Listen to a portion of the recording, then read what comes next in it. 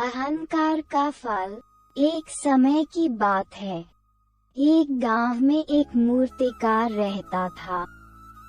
मूर्तिकला के प्रति अत्यधिक प्रेम के कारण उसने अपना संपूर्ण जीवन मूर्तिकला के प्रति समर्पित कर दिया था। मूर्ति बनाने में वह इतना पारंगत हो गया था कि उसकी बनाई हर मूर्ति जीवित प्रतीत होती थी। उसकी बनाई मूर्तियों को देखने वाला उसकी कला की बहुत प्रशंसा करता था। उसकी कला के चर्चे उसके गांव में ही नहीं, बल्कि दूर दूर के नगर और गांव में होने लगे थे। ऐसी स्थिति में जैसा सामान्यतः होता है, वैसा ही मूर्तिकार के साथ भी हुआ। उसके भीतर अहंकार की भावना जागृत हो गई। वह स्वयं को सर्वश्रेष्ठ मूर्तिकार मानने लगा।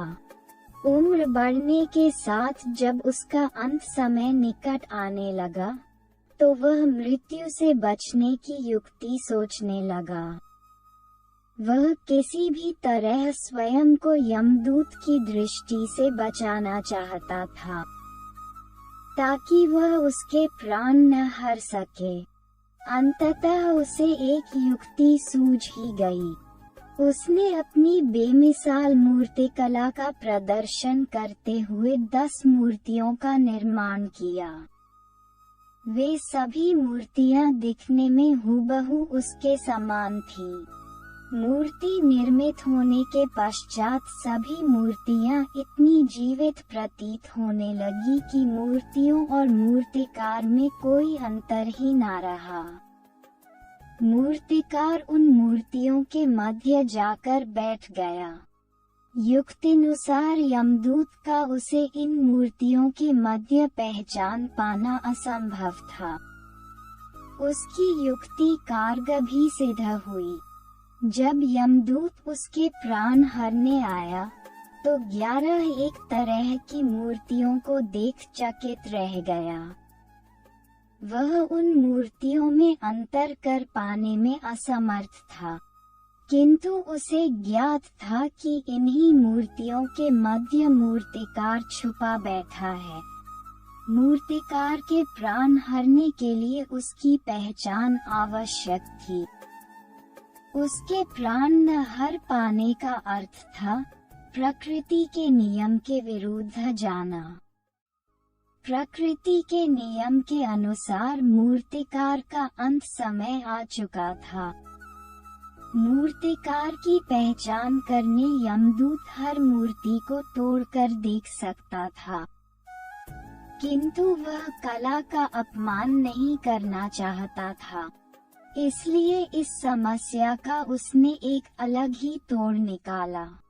उसे मूर्तिकार के अहंकार के विषय में पता था, अतः उसके अहंकार पर चोट करते हुए वह बोला, वास्तव में सब मूर्तियां कलात्मकता और सौंदर्य का अद्भुत संगम है, किंतु मूर्तिकार एक त्रुटि कर बैठा।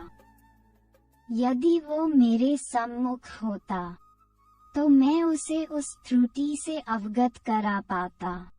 अपनी मूर्ति में त्रुटि की बात सुन अहंकारी मूर्तिकार का अहंकार जाग गया। उससे रहा नहीं गया और झट से अपने स्थान से उठ बैठा और यमदूत से बोला, त्रुटि? असंभव। मेरी बनाई मूर्तियां सर्वदा त्रुटिहीन होती हैं।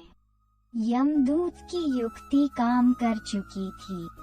उसने मूर्तिकार को पकड़ लिया और बोला, बेजान मूर्तियां बोला नहीं करती और तुम बोल पड़े।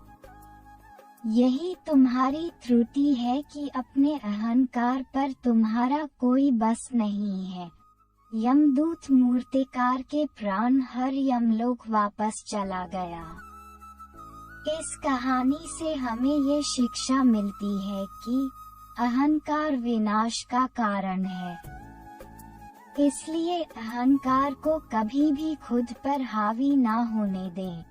दोस्तों, आशा करता हूँ कि आपको ये कहानी पसंद आई होगी। मेरे माय ज्ञान सागर कहानी वीडियो को लाइक और सब्सक्राइब जरूर करें। फिर मिलते हैं एक शिक्षा भरी नई कहानी वीडियो के साथ। अपना ख्याल रखिएगा।